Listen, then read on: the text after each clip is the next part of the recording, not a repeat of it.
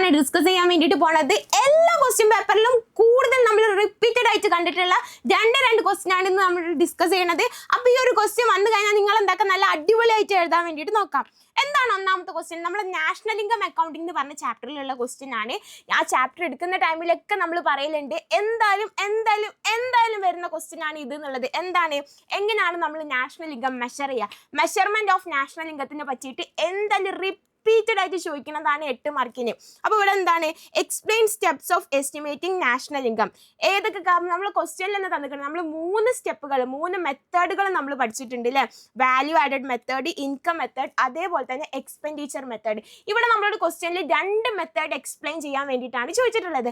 അപ്പോൾ ഇങ്ങനെ നമ്മളോട് ഏതെങ്കിലും 2 എക്സ്പ്ലെയിൻ ചെയ്യാൻ വേണ്ടിയിട്ട് ചോദിക്കും. അതെല്ലാം തന്നെ സ്പെസിഫിക്കലി അവർ പറയും, ഇത് ഈ 2 എക്സ്പ്ലെയിൻ ചെയ്യുക. അല്ലെങ്കിൽ നിങ്ങൾ 3 എക്സ്പ്ലെയിൻ ചെയ്യാൻ ചോദിച്ചാൽ 3 എന്താക്കണം, അടിപൊളിയായിട്ട് എഴുതി കൊടുക്കണം. അപ്പൊ നമുക്ക് നോക്കാം. നമ്മളോട് വാല്യൂ ആഡഡ് മെത്തേഡും അതേപോലെ തന്നെ ഇൻകം മെത്തേഡും എക്സ്പ്ലെയിൻ ചെയ്യാൻ വേണ്ടിയിട്ടാണ് ചോദിച്ചിട്ടുള്ളത്. എന്താണ് വാല്യൂ ആഡഡ് മെത്തേഡ് എന്ന് പറഞ്ഞാൽ, ഈ വാല്യൂ ആഡഡ് മെത്തേഡിന് നമ്മൾ മറ്റൊരു പേരും കൂടി പഠിച്ചിട്ടുണ്ട്. എന്താണ്, പ്രൊഡക്റ്റ് മെത്തേഡ് അല്ലേ? പ്രൊഡക്റ്റ് മെത്തേഡിനും കൂടി നമ്മൾ വാല്യൂ ആഡഡ് മെത്തേഡ് എന്ന് പറയും. ഈ ഒരു മെത്തേഡിൽ നമ്മൾ എങ്ങനെയാണ് നാഷണൽ ഇൻകം മെഷർ ചെയ്യാം? By adding all final goods and services produced by each firm in an economy.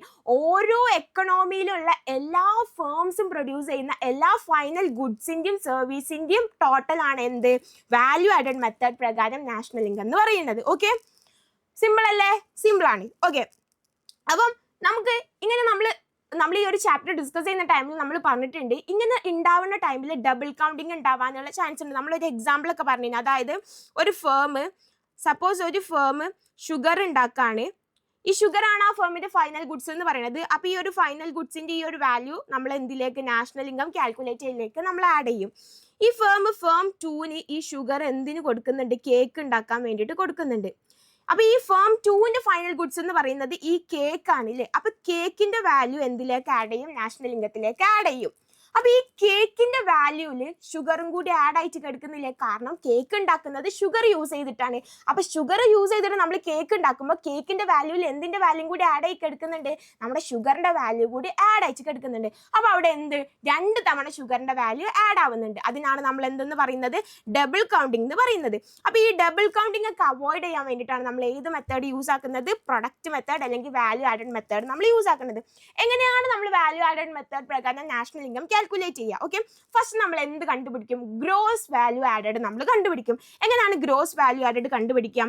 Value of ഔട്ട്പുട്ടിൽ നിന്നും ഇന്റർമീഡിയറ്റ് കൺസംഷൻ നമ്മൾ മൈനസ് ചെയ്ത് കഴിഞ്ഞാൽ നമുക്ക് എന്ത് കിട്ടി, ഗ്രോസ് വാല്യൂ ആഡഡ് ആണ് നമുക്ക് കിട്ടാൻ പോണത്. അപ്പോൾ വാല്യൂ ഓഫ് ഔട്ട്പുട്ട്, നമ്മൾ ഒരു ഔട്ട്പുട്ട് അല്ലെങ്കിൽ നമ്മളൊരു വാല്യൂ എങ്ങനെ നമ്മൾ കണ്ടുപിടിക്കും, മാർക്കറ്റ് പ്രൈസ് ഇൻറ്റു ക്വാണ്ടിറ്റി. എത്രയാണ് നമ്മളെ മാർക്കറ്റ് പ്രൈസ്, എത്ര ക്വാണ്ടിറ്റി ഓഫ് ഔട്ട്പുട്ട് ആണ് ഉള്ളത്, അത് ചെയ്ത് കഴിഞ്ഞാൽ നമുക്ക് എന്ത് കിട്ടി, വാല്യൂ ഓഫ് ഔട്ട്പുട്ട് കിട്ടി. Okay, then intermediate consumption. Okay, അപ്പോൾ നമ്മൾ ഇന്റർമീഡിയറ്റ് കൺസംഷൻ എത്രയാണ്, അതിന്റെ ടോട്ടൽ എത്രയാണെന്നുള്ളത് വെച്ചാൽ അത് നമ്മൾ അതിൽ നിന്ന് എന്താക്കും, മൈനസ് ചെയ്യും. ഓക്കെ, അപ്പോൾ GDP ഇത് നമുക്ക് GVA, നമ്മൾ ഓരോ ഫേം, നമ്മൾ എക്കണോമിയിൽ ഒരുപാട് ഫേമുകൾ ഉണ്ട് അല്ലേ? ഒരുപാട് ഫേമുകൾ ഉണ്ട്. ഈ GVA എന്ന് പറയുന്നത് ഏതെങ്കിലും ഒരു ഫേമിൻ്റെതായിരിക്കും. അങ്ങനെയാണെന്നുണ്ടെങ്കിൽ GDP എന്താണ്, GVA of all firms in an economy. ഒരു എക്കണോമിയിലുള്ള എല്ലാ ഫേംസിന്റെ GVA ആണ് എന്തെന്ന് പറയുന്നത്, GDP എന്ന് പറയുന്നത്. അപ്പോൾ ഇതിപ്പോൾ ഫേം 1ന്റെ ആണെന്നുണ്ടെങ്കിൽ ഇങ്ങനെ n നമ്പർ ഓഫ് ഫേംസ് നമ്മൾ എക്കണോമിയിൽ ഉണ്ടാവാനുള്ള ചാൻസ് ഉണ്ട്. അപ്പോൾ GDP എന്ന് പറഞ്ഞാൽ GVA 1, GVA 2 അങ്ങനെ GVA n വരെ ചെയ്യുന്നതാണ് എന്ത്, ഇതിൻ്റെ ഒക്കെ സമ്മാണ് GDP എന്ന് പറയുന്നത്. അതിനെ നമുക്ക് എങ്ങനെ പറയാം, GDP equal to sigma I equal to 1n GVAI എന്നാണ് നമ്മൾ എന്താക്കുക, ഡിനോട്ട് ചെയ്യുക. ഓക്കെ, GDP ഈ ഒരു ഇതിനെ കൊണ്ട് നമ്മൾ എന്താ ഉദ്ദേശിക്കുന്നത്, GVA ഓഫ് n ഫേംസ് ആണ്. ഓക്കെ, ക്ലിയർ അല്ലേ? ദെൻ നമുക്ക് അതിന് NVA നെറ്റ് വാല്യൂ ആഡഡ് കണ്ടുപിടിക്കണം എന്നുണ്ടെങ്കിൽ, അല്ലെങ്കിൽ NDP നമ്മൾ കണ്ടുപിടിക്കണം എന്നുണ്ടെങ്കിൽ നമ്മൾ എങ്ങനെ കണ്ടുപിടിക്കും, നമ്മൾ GVAI നിന്നും ഡിപ്രിസിയേഷൻ മൈനസ് ചെയ്ത് എന്ത് കിട്ടും, നമുക്ക് നെറ്റ് വാല്യൂ ആഡഡ് കിട്ടും. ഇനി NDP ആണ് നമുക്ക് കണ്ടുപിടിക്കേണ്ടത് എന്നുണ്ടെങ്കിലോ, നമ്മുടെ GDPയിൽ നിന്നും എന്ത് മൈനസ് ചെയ്യുക, ഡിപ്രിസിയേഷൻ മൈനസ് ചെയ്യുക. അപ്പം ഈ നെറ്റും ഗ്രോസും തമ്മിലുള്ള ഡിഫറൻസ് എന്ന് പറയുന്നത് എന്താണ്, ഡിപ്രിസിയേഷൻ ആണ്. ഇത് ഗ്രോസ് വാല്യൂ ആഡഡ് ആണ്, ഇത് നെറ്റ് വാല്യൂ ആഡഡ് ആണ്. അപ്പോൾ ഗ്രോസിനെ നെറ്റ് ആക്കണം എന്നുണ്ടെങ്കിൽ നമ്മൾ എന്ത് മൈനസ് ചെയ്താൽ മതി, ഡിപ്രിസിയേഷൻ മൈനസ് ചെയ്താൽ മതി. സിമ്പിൾ അല്ലേ? ഓക്കെ, ഇവിടെ ചെറിയൊരു കറക്ഷൻ ഉണ്ട്. ഇവിടെ ഇൻകം മെത്തേഡ് ആണ് ശരിക്കും, അത് എന്താക്കി കൊടുക്കുക, എക്സ്പെൻഡിച്ചർ. ഇനി ഇൻകം മെത്തേഡ് ആണെന്നുണ്ടെങ്കിൽ നമുക്ക് സിമ്പിൾ ആയിട്ട് എക്സ്പ്ലെയിൻ ചെയ്യാൻ വേണ്ടിയിട്ട് പറ്റൂലേ? ഓക്കെ, അപ്പം നമുക്ക് അതും കൂടി പറയാം. ഓക്കെ, ക്ലിയർ അല്ലേ? ഓക്കെ, അപ്പൊ എക്സ്പെൻഡിച്ചർ മെത്തേഡ് പ്രകാരം നമ്മളെ എക്കണോമിയിൽ 4 സെക്ടേഴ്സ് ആണുള്ളത്. ഈ 4 സെക്ടേഴ്സിന്റെയും എക്സ്പെൻഡിച്ചർ ആഡ് ചെയ്ത് കഴിഞ്ഞാൽ നമുക്ക് എന്ത് കിട്ടി? നാഷണൽ ഇൻകം കിട്ടി. ഓക്കെ, അപ്പൊ ഫസ്റ്റ് എന്താണ്? ഹൗസ് ഹോൾഡിന്റെ കൺസംഷൻ എക്സ്പെൻഡിച്ചർ ആണ്. അതിനെ നമ്മൾ CI എന്ന് പറഞ്ഞിട്ടാണ് ഡിനോട്ട് ചെയ്യുക. ദെൻ ഫേമിന്റെ അത് ഇൻവെസ്റ്റ്മെന്റ് എക്സ്പെൻഡിച്ചർ ആണ് I. ഗവൺമെന്റ് ഫൈനൽ എക്സ്പെൻഡിച്ചർ, അതായത് ഗവൺമെന്റ് സെക്ടറിൻ്റെത് GI, government final consumption expenditure. Then അത് കഴിഞ്ഞാൽ എക്സ്റ്റേണൽ സെക്ടേഴ്സ് ആണ്. എക്സ്റ്റേണൽ സെക്ടേഴ്സിൽ എന്തൊക്കെ ഉണ്ട്? എക്സ്പോർട്ടും അതേപോലെ തന്നെ എന്തുണ്ട്? ഇമ്പോർട്ടും ഉണ്ട്. അതിൽ നമ്മൾ എന്ത് മാത്രമേ എടുക്കുള്ളൂ? എക്സ്പോർട്ട് മാത്രം നമ്മൾ എടുക്കുള്ളൂ. ഓക്കെ, അപ്പൊ നമ്മൾ ഇത് ആഡ് ചെയ്ത് കഴിഞ്ഞാൽ, അതായത് C+I+G+ എക്സ്പോർട്ട് മൈനസ് എന്ത് ചെയ്യണം? ഇമ്പോർട്ട് ചെയ്യണം. Very very very important. എന്ത് മൈനസ് ചെയ്യണം? ഇമ്പോർട്ട് മൈനസ് ചെയ്യണം. ഇമ്പോർട്ട് മൈനസ് ചെയ്ത് കഴിഞ്ഞാൽ നമുക്ക് എന്ത് കിട്ടി? നമുക്ക് GDP കിട്ടി. ഓക്കെ, അപ്പൊ നമ്മൾ കൺസംഷനും ഇൻവെസ്റ്റ്മെന്റും ഗവൺമെന്റ് കൺസംഷൻ എക്സ്പെൻഡിച്ചറും എക്സ്പോർട്ടും ആഡ് ചെയ്തിട്ട് അതിൽ നിന്ന് നമ്മൾ എന്ത് മൈനസ് ചെയ്യും? ഇമ്പോർട്ട് നമ്മൾ മൈനസ് ചെയ്ത് കഴിഞ്ഞാൽ നമുക്ക് എന്ത് കിട്ടി? GDP കിട്ടി. ക്ലിയർ അല്ലേ? സിമ്പിൾ ആണല്ലേ ഈ ഒരു മെത്തേഡ്. ദെൻ നമ്മൾ അടുത്ത മെത്തേഡ്, നമുക്ക് ഇൻകം മെത്തേഡിന് എക്സ്പ്ലെയിൻ ചെയ്യുകയാണെന്നുണ്ടെങ്കിൽ നമ്മൾ എങ്ങനെ ചെയ്യും? ഇൻകം മെത്തേഡ് പ്രകാരം നമ്മൾ GDP എന്ന് പറയുന്നത് എന്തായിരിക്കും? ടോട്ടൽ ഇൻകം ആണ്. നമ്മളെ എക്കണോമിയിലുള്ള ടോട്ടൽ ഇൻകം ആണ് എന്ത്? GDP എന്ന് പറയുന്നത്. അപ്പൊ ടോട്ടൽ ഇൻകം എന്ന് പറയുമ്പോൾ എങ്ങനെ ആയിരിക്കും? അതായത് നമ്മുടെ ഫാക്ടേഴ്സ് ഓഫ് പ്രൊഡക്ഷന്റെ റിവാർഡാണ് എന്ത് എന്ന് പറയുന്നത്? ഈ ടോട്ടൽ ഇൻകം എന്ന് പറയുന്നത്. വിച്ച് മീൻസ് ഏതൊക്കെയാണ് അതിലുണ്ടാവുക? Rent plus wage plus interest plus profit ആയിരിക്കും എന്ത് എന്ന് പറയുന്നത്? GDP എന്ന് പറയുന്നത്. ക്ലിയർ അല്ലേ? അപ്പൊ നമ്മൾ 3 മെത്തേഡുകൾ നമ്മൾ എക്സ്പ്ലെയിൻ ചെയ്ത് കഴിഞ്ഞ്. നമ്മളെ ക്വസ്റ്റ്യനിൽ 2 മെത്തേഡാണ് ചോദിച്ചത്, പക്ഷെ നമ്മൾ 3 മെത്തേഡ് നമ്മൾ എക്സ്പ്ലെയിൻ ചെയ്ത് കഴിഞ്ഞു. ഇനി നമുക്ക് വേറൊരു ക്വസ്റ്റ്യൻ നോക്കാം. എന്താണ്? Explain law of variable proportion with the help of diagram. Law of variable proportion ഇത് നമ്മൾ എവിടെയാണ് പഠിച്ചിട്ടുള്ളത്?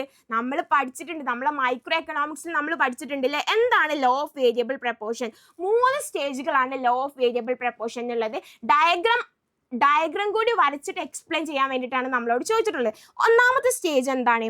ഒന്നാമത്തെ സ്റ്റേജ് എന്ന് പറഞ്ഞാൽ increasing returns to a factor ആണ്. ഒന്നാമത്തെ സ്റ്റേജ് എന്ന് പറഞ്ഞാൽ increasing returns to a factor ആണ്. എന്താണ് ഒന്നാമത്തെ സ്റ്റേജിൽ സംഭവിക്കുന്നത്? അതായത് നമുക്ക് 3 പ്രൊഡക്റ്റുകൾ ഉണ്ട്. Total product, average product, marginal product. ഈ ടോട്ടൽ പ്രൊഡക്റ്റ് ഇതാണ് നമ്മളെ ടോട്ടൽ പ്രൊഡക്റ്റ്. ഇത് എന്ന് പറയുന്നത് ഇൻക്രീസിങ് ആയിരിക്കും, അറ്റ് ഇൻക്രീസിങ് റേറ്റിൽ അല്ലേ? ഈ ഒരു ഫസ്റ്റ് സ്റ്റേജിൽ എന്താണ് സംഭവിക്കുന്നത്? ടോട്ടൽ പ്രൊഡക്റ്റ് ഇൻക്രീസ് ആവും അറ്റ് ആൻ ഇൻക്രീസിങ് റേറ്റിലായിരിക്കും അത് എന്താവാം? ഇൻക്രീസ് ആവാം. അപ്പം ആ ഒരു ടൈമിൽ ഫസ്റ്റ് സ്റ്റേജിൽ മാർജിനൽ പ്രൊഡക്റ്റ് ഇൻക്രീസ് ആയിട്ട് അത് എവിടെ എത്തും? മാക്സിമത്തിലെത്തും. ആവറേജ് പ്രൊഡക്റ്റും ഇൻക്രീസിങ് ആയിരിക്കും. നോക്കാം നമുക്ക് ഫസ്റ്റ് സ്റ്റേജിൽ എന്താവുന്നുണ്ട്? ടോട്ടൽ പ്രൊഡക്റ്റ് ഇൻക്രീസിങ് റേറ്റിൽ ഇൻക്രീസ് ആവുന്നുണ്ട്. മാർജിനൽ പ്രൊഡക്റ്റ് ഇൻക്രീസ് ആയിട്ട് അത് എന്തിലെത്തുന്നുണ്ട്? മാക്സിമം പോയിന്റിൽ എത്തുന്നുണ്ട്. ആവറേജ് പ്രൊഡക്റ്റും ഇൻക്രീസ് ആവുന്നുണ്ട്. ദെൻ രണ്ടാമത്തെ stage diminishing returns to a factor ആണ് എന്തെന്ന് പറയുന്നത്? രണ്ടാമത്തെ സ്റ്റേജ് എന്ന് പറയുന്നത്. എന്താണ് രണ്ടാമത്തെ സ്റ്റേജിൽ സംഭവിക്കുന്നത്? TP ഇൻക്രീസ് ചെയ്യുന്നുണ്ട്, നമ്മളെ ടോട്ടൽ പ്രൊഡക്റ്റ് ഇൻക്രീസ് ചെയ്യുന്നത്, പക്ഷെ അത് ഡിക്രീസിങ് റേറ്റിലാണ്. നേരത്തെ അത് കുത്തനായിരുന്നു ഇൻക്രീസ് ആയത്. ഇപ്പൊ അവരിങ്ങനെ മെല്ലെ എന്താവണുള്ളൂ? ഇൻക്രീസ് ആവുന്നുള്ളൂ. അപ്പൊ അവരെന്ത് റേറ്റിലാണ്? ഡിക്രീസിങ് റേറ്റിലാണ് അവരെന്താവുന്നത്? ഇൻക്രീസ് ആവുന്നത്. MP എന്താവുന്നുണ്ട്? MP ഫോൾ ആവുന്നുണ്ട്. MP താഴേക്ക് പോവാണ്. എന്നിട്ട് എവിടെ എത്തും? 0-യിലെത്തും. ഓക്കെ, APയും ഡിക്ലൈൻസ് ആണ് ആവുന്നത്. നമുക്ക് നോക്കാം എങ്ങനെയാണ്. സെക്കൻഡ് സ്റ്റേജ് എന്ന് പറയുന്നത് ഈ ഒരു സ്റ്റേജ് ആണ്. അപ്പം വീണ്ടും TP ഇൻക്രീസിങ് ആവുന്നുണ്ട്, പക്ഷെ അവർ പതുക്കെ എന്താവുന്നുള്ളൂ? ഇൻക്രീസിങ് ആവുന്നുള്ളൂ. MP എന്താവുന്നുണ്ട്? ഡിക്രീസിങ് ആയിട്ട് 0 എന്ന് പറഞ്ഞ ഒരു പൊസിഷനിലെത്തി. APയും ഡിക്രീസിങ് ആണ്. ഓക്കെ, ദെൻ നമ്മൾ മൂന്നാമത്തെ സ്റ്റേജിൽ എന്താ സംഭവിക്കുന്നത്? മൂന്നാമത്തെ സ്റ്റേജിനെ നമ്മൾ negative returns to a factor എന്നാണ് പറയുന്നത്. എന്താണ് മൂന്നാമത്തെ സ്റ്റേജിൽ? TP declining. TP എന്താവാണ്? TP ഇതാ ഡിക്ലൈൻ ആവാണ് അല്ലെ? കുറഞ്ഞു വരാണ്. ദെൻ MP നെഗറ്റീവ് ആയിട്ട് മാറാണ് അല്ലേ? MP എന്തായി? 0 ആയിരുന്നു സെക്കൻഡ് സ്റ്റേജിൽ. പിന്നെ തേർഡ് സ്റ്റേജ് എത്തിയപ്പോഴത്തേക്ക് അത് എന്താവാണ്? നെഗറ്റീവ് ആയിട്ട് മാറാണ്.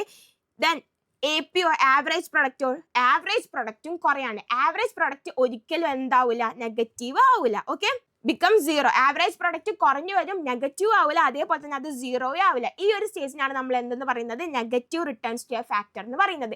ഇത് വളരെ സിമ്പിൾ ആയിട്ട് നമുക്ക് ഒരു ഡയഗ്രാം വരച്ചിട്ട് നമുക്ക് എക്സ്പ്ലെയിൻ ചെയ്യാൻ പറ്റുന്ന ഒരു പോർഷൻ ആണ്. അപ്പോൾ എന്താ, നിങ്ങൾക്ക് ഈ ഒരു 2 ക്വസ്റ്റ്യൻ നിങ്ങൾക്ക് നല്ല അടിപൊളിയായിട്ട് മനസ്സിലാക്കണമെന്ന് വിചാരിക്കുന്നത്. റിപ്പീറ്റഡ് ആയിട്ട് ചോദിക്കുന്ന ക്വസ്റ്റ്യൻസ് ആണ്, ഒരിക്കലും മിസ്സാവേണ്ട, നല്ല അടിപൊളിയായിട്ട് തന്നെ പഠിച്ചു പോകാം. ഈ ഒരു വീഡിയോ ഇഷ്ടമായിട്ടുണ്ടെങ്കിൽ നിങ്ങൾ ലൈക്ക് ചെയ്യുക, നിങ്ങളുടെ എല്ലാ ഫ്രണ്ട്സിനും ഷെയർ ചെയ്ത് കൊടുക്കുക, നമ്മുടെ ചാനൽ ഒന്ന് സബ്സ്ക്രൈബ് ചെയ്യുക. ഇതുപോലത്തെ ഇനിയും കിടിലൻ വീഡിയോസ് ആയിട്ട് നമുക്ക് എന്താക്കാം, വീണ്ടും കാണാം.